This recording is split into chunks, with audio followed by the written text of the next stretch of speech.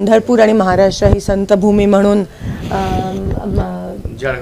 अशी मागणी आहे आणि पंढरपूरसाठी जेवढं काही तीर्थक्षेत्र म्हणून करू शकतो केंद्र शासन ते नक्कीच करणार. हे आमचं भाग्य आहे, हे आमचा अभिमान आहे की पंढरपूर हे महाराष्ट्रात आहे आणि त्या मतदारसंघाची मी आमदार आहे. हे अहोभाग्य आहे, योगायोग आहे, खासदार आहे आणि हे अहोभाग्य नक्कीच येणाऱ्या काळात पंढरपूरकरांसाठी आणि देवासाठी जेवढं काही सेवा आम्ही करू शकतो तेवढे 100% करण्याचा माझं वचन आणि निर्णय आहे.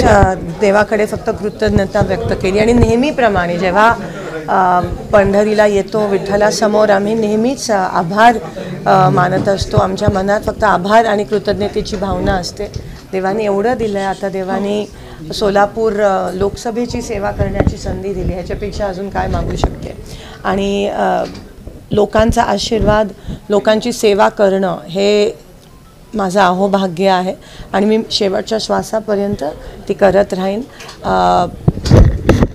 पाऊस मागितला होता मागच्या वेळेस आणि या सोलापूर जिल्ह्यात चांगल्यापैकी पाऊस पडत आहे.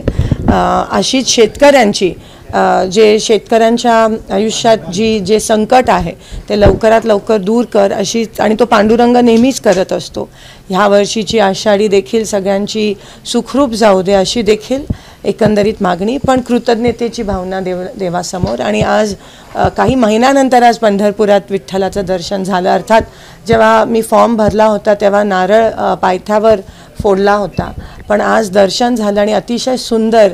इतक्या दिवसानंतर म्हणजे डोळे वाट पाहत होते की विठ्ठलाचं दर्शन व्हावं लवकरात लवकर निवडून आल्यावर, आणि ते आज झालं. मन भरून आलं आणि डोळ्यात अश्रू आले. पंढरपूर. एबीपी माझा, उघडा डोळे बघा नीट.